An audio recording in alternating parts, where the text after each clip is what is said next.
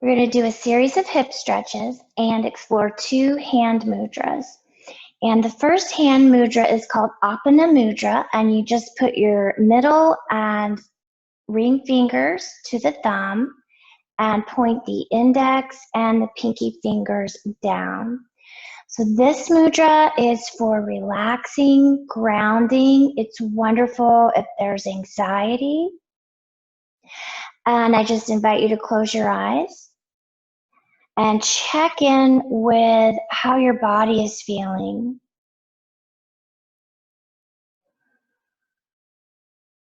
And see if the gesture has any effect on your body. Notice how your breath is being directed downward from your navel to the base of your body. Feeling grounded. Sense your exhalation lengthening naturally, allowing tension from your body to be released down and out and into the earth.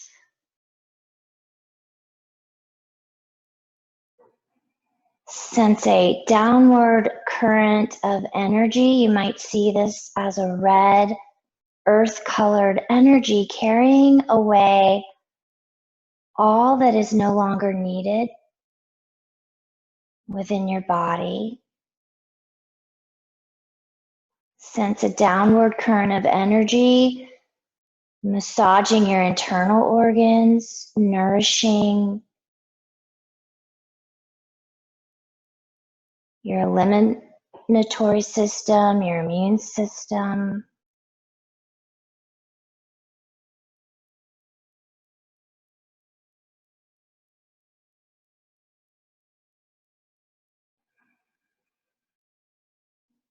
Allow this energy to purify your thoughts and your feelings with a sense of relaxation and release.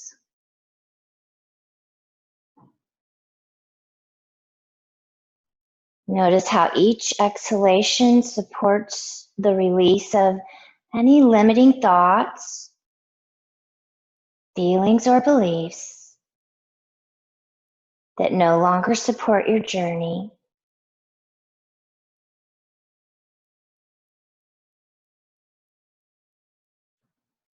Saying to yourself, I release all that no longer supports my journey.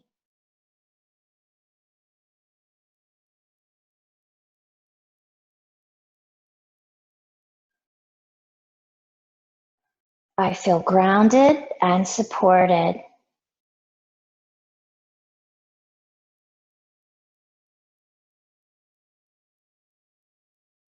I experience inner silence and absolute serenity.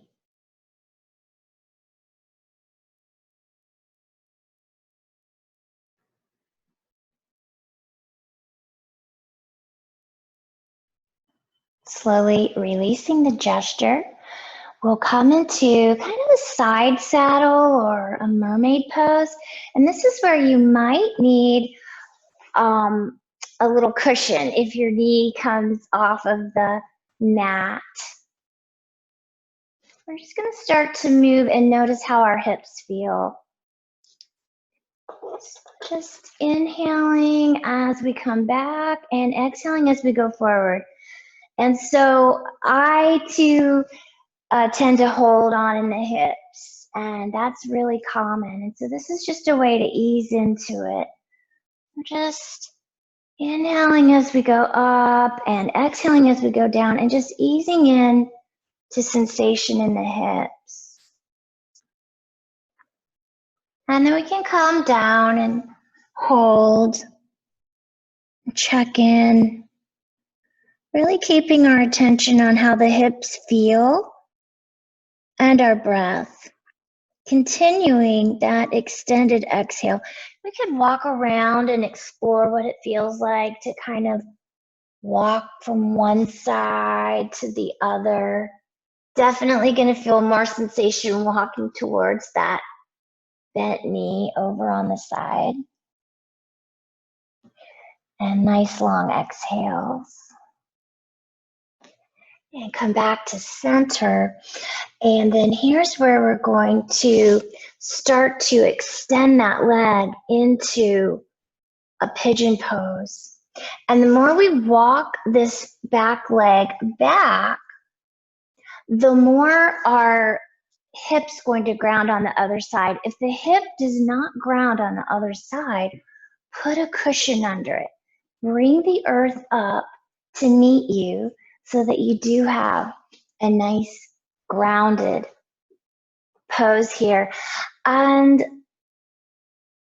you can be up, you can be down. You might want one of your cushions as a support for your head. And we're gonna hold this and notice if there is anywhere that you're holding on. And see if you could just breathe in to any areas that you're holding on to, or use your cushions to support you. So see if you can breathe into any of the areas where you're holding on, and see if using your cushions in certain places could allow you to release. And then just accept and allow however you are responding to this. Noticing where you feel sensation in your body. Noticing if there are areas that you're holding on or feeling tight, and letting that be okay. The paradox is that by accepting it and allowing it, that tends to allow it to soften up and release naturally. You're breathing into those places, relaxing into those places, and imagining creating spaciousness. Letting go on every exhale, bringing in acceptance and love with every inhale.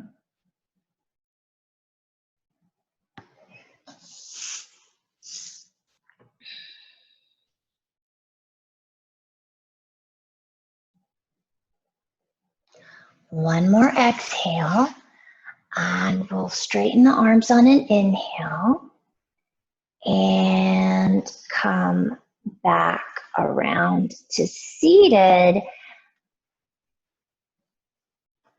Maybe checking out that Apana Vayu. Apana Vayu means downward energy, and so that's the name of this mudra. It means downward energy mudra. We'll go into the side saddle or the mermaid on the other side, and if anything feels rough on your knee, give it a little cushion. And we'll just slowly start to explore in the hips. Exhaling on the way down and inhaling on the way up.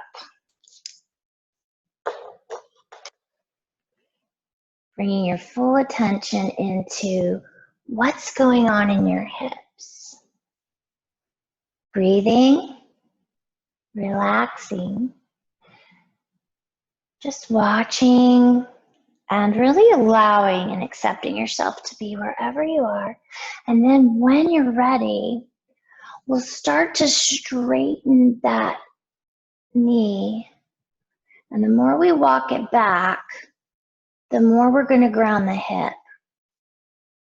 If the hip doesn't ground, bring the earth up to meet that. When you're ready to come down, you might enjoy using some of your cushions to support yourself. And relaxing here.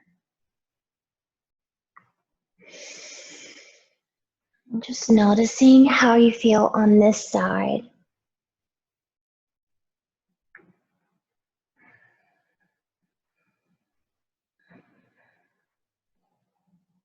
And notice if there are any emotional qualities to the sensation. Sometimes sensations in the body might have an emotional quality. Just notice if that's present for you today.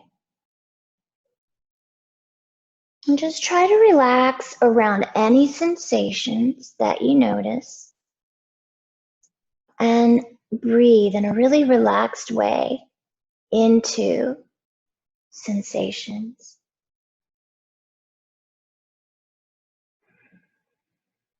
Noticing if there are any areas that feel tight or constricted, and allowing that and accepting that and sending love and breath and space that way.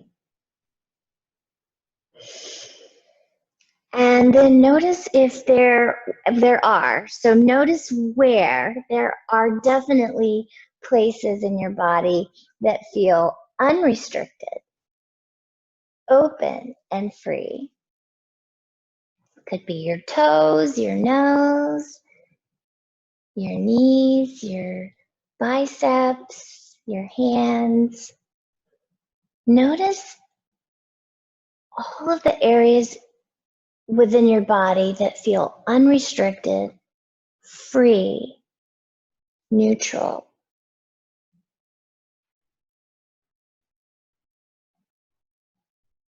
Imagine breathing those sensations of freedom into any areas that might feel restricted or tight.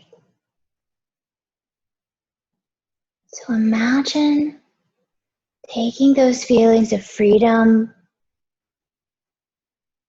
and mixing them in, breathing them in to any areas that need a little extra release and freedom and space.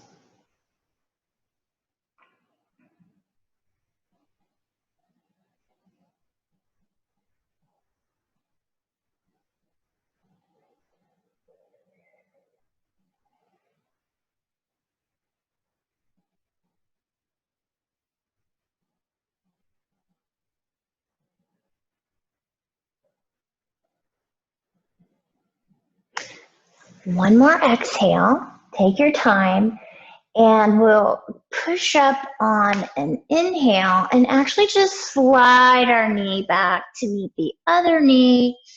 Move any of the cushions and have your strap handy. Have your strap handy. You might need it. I don't know. Come all the way down. And so we're going to release the front of the hip in the quad and the psoas. You can grab your leg or your foot and pull the heel towards your glutes. And if that's not available for you, just take your strap. You can put it around your foot or your ankle, and you can use that strap to get that heel towards the glute. We're stretching the front of the hip, stretching the quad, the psoas, and to get a little extra sensation, find the hip crest in the front of your hip and press that hip crest down into the earth. Notice if there's anywhere you can relax. Definitely relaxing the face, neck, jaw, shoulders, teeth, upper and lower teeth never touch. And release. And then you're going to do the other side using your hand or your strap to bring the heel towards the glute. Finding that bony hip crest on the front of your hip and pressing that downward unless that's too much sensation. Finding the perfect amount of sensation for yourself. Not too much, not too little. Make sure you're breathing, extending your exhales, and relaxing wherever you can. Always noticing if there's anywhere you're tightening or tensing, and just allowing those areas to relax, always noticing your breath, slowing down your breath.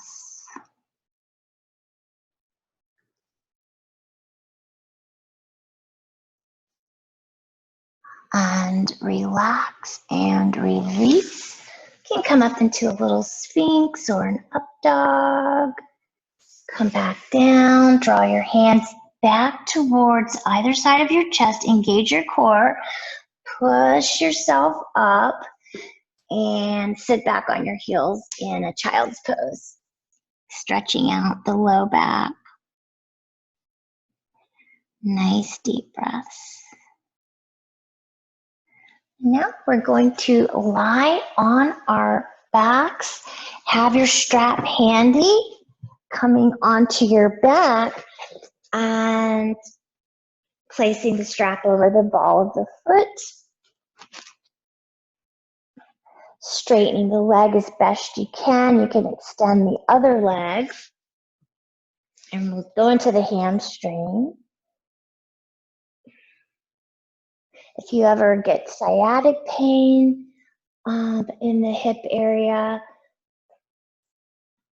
hamstring stretches are really great to help with that. So feeling a sensation along the back of the leg. This hamstring has such an effect on the hips and the low back. Really finding a nice sensation on the back of that leg. And then we're gonna hold, I've got the strap around my right leg, so I'm gonna hold the right hip down and just bring the leg over a little bit. I'm not going into a low back twist at all. I'm keeping my low back and the back of my glute down so the leg doesn't go very far. And so I'm looking for a stretch along the side of the outer thigh, the IT band, that attaches my hip to my knee. So this is really great for the knee and the hip. And make sure your upper and lower teeth are not touching. Relax your face, your jaw, your neck, and your shoulders. And come back into sensation on the back of the leg. And then open it up, going into the inner thigh. So you're going into the inner thigh, all of this attached to the hip. Relaxing where you can, breathing, extending the exhales, and coming back into the hamstring stretch.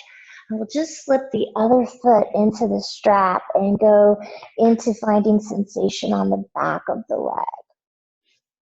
Shoulders down and back, upper and lower teeth never touch. Softening around the eyes, along the cheekbone and inside the mouth. So finding the perfect amount of sensation on the back of the leg, not too much, not too little. Again, if you ever get low back pain or sciatic in the hip, these are a go-to.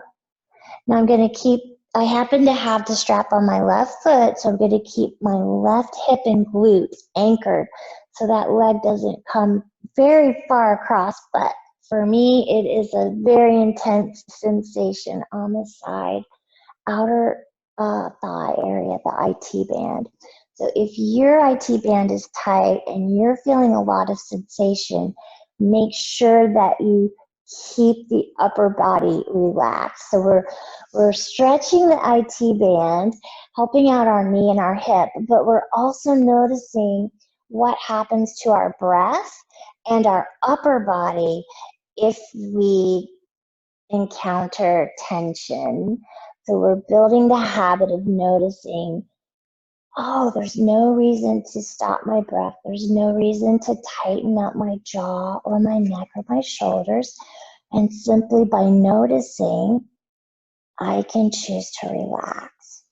So we're actually, whenever we do a pose that creates a trigger or a stress response, we're learning to react differently.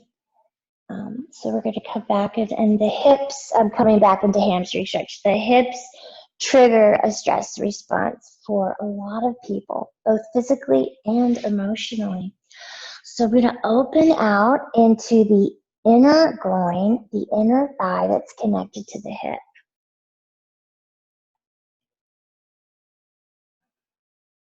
Nice deep breaths.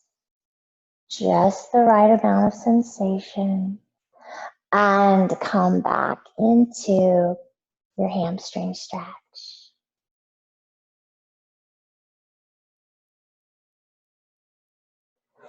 And release. Just take a moment to pause.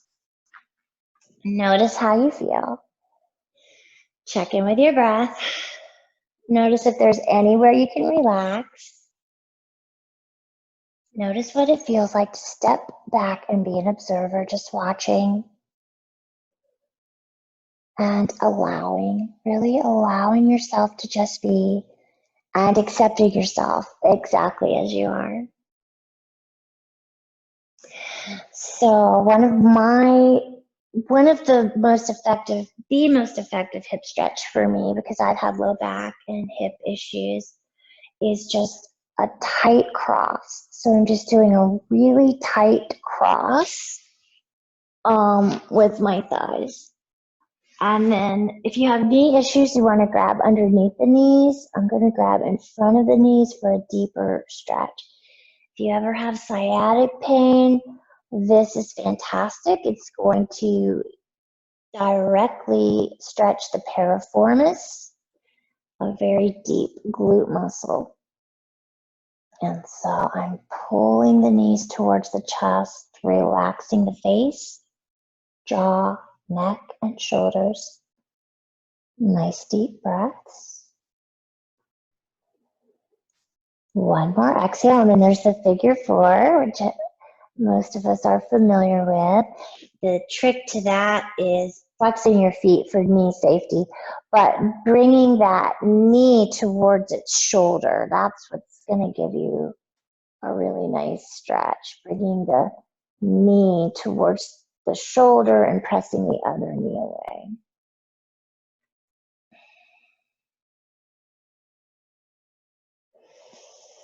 And then we'll do the other side. So I'm going to do a really tight cross and draw the knees to the chest.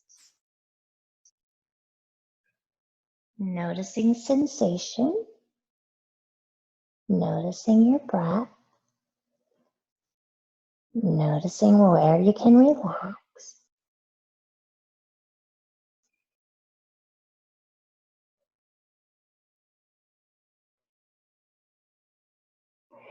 And then when you're ready, figure four, and flexing the feet and hands behind the thigh, and you're drawing that knee towards its shoulder and pressing the other knee out. Upper and lower teeth never touch. Really softening and relaxing.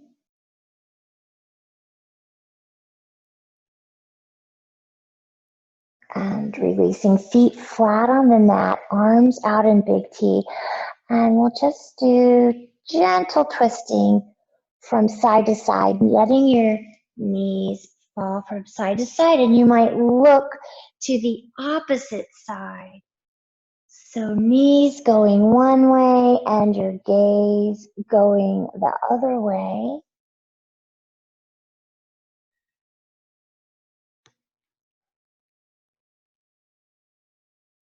And back to center. Here's where you might need your two cushions. You may or may not. Let the knees fall out to the sides in a diamond. Feet, soles of the feet together. And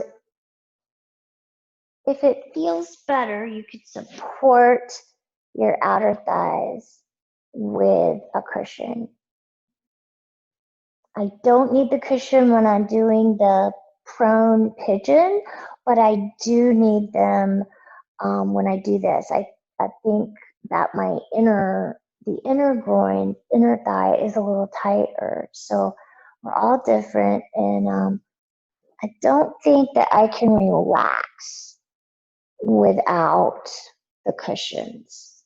So we do want to relax, be able to relax. And this is not only good for the hips, the inner groin, which are affecting the low back. This is great for anti-anxiety and for the pelvic floor. So the pelvic floor health is something we don't talk a lot about, but it's really important. And so relax your pelvic floor here. Relax your inner groin, your hips. Relax your low back. And always making sure we're relaxing in the face, the jaw, the neck, and the shoulders.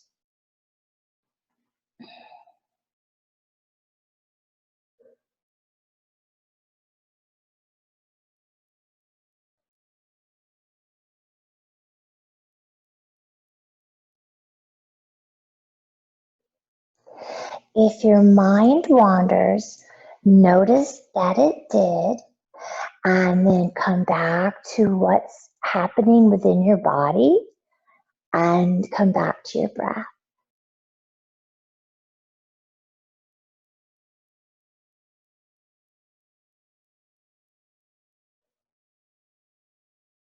And that's such an important practice. If the more we practice this, then we'll notice in our daily life, our mind might have had a habit of going into worry or anger or control or some emotionally disturbing thought pattern. But we've been practicing noticing and saying, I'm going to choose to come back into the present moment, back to my true self, my higher power. And so coming back to the body and the breath is a way to come back to our heart, our true self, our spiritual beliefs, the present moment, where all is well. So it's really important to notice if the mind wanders, even if it's just on something silly. We're building a practice for some thought habits that aren't silly, that can be really detrimental. We notice when the thoughts wander, and we just come back to what's going on in the body, what's going on in the breath, back to the present moment.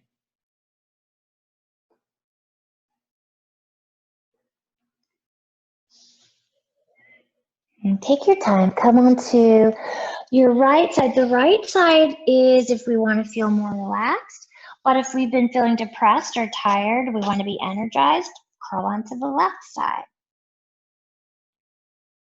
So the right side is going to bring us down into more relaxation. The left side is going to bring us up into more energy. Come on up to seated. We're going to do a different hand mudra, and it's simply interlacing the fingers and resting the elbows down by your side. And this one is called Vajrapradama Mudra. And this one is the opposite of the other one we did. We did Apana. This one is for uplifting. So this one's great if you have depression or you just want to energize yourself, feel more motivated. So holding our hands, just notice how this mudra directs the breath and awareness into the chest. an upward flowing current of energy up into the heart. A little emphasis on the inhale. This is good for increasing metabolism, increasing energy, an upward moving current of energy, cultivating self-esteem and trust, confidence, opening our heart and allowing joy and enthusiasm to unfold. You might say to yourself, as I nourish my inner being, I experience enthusiasm and vitality. As I nourish my inner being, I experience enthusiasm and vitality. So you might decide on which mudra you want to end with. So this one is if you're wanting to increase the enthusiasm, the energy, the metabolism, a little more joy, a little more uplift. Or if you're wanting to feel more grounded, more relaxed, then you go into the Apana mudra. That's totally dependent on what you're wanting to feel and what you're experiencing right now.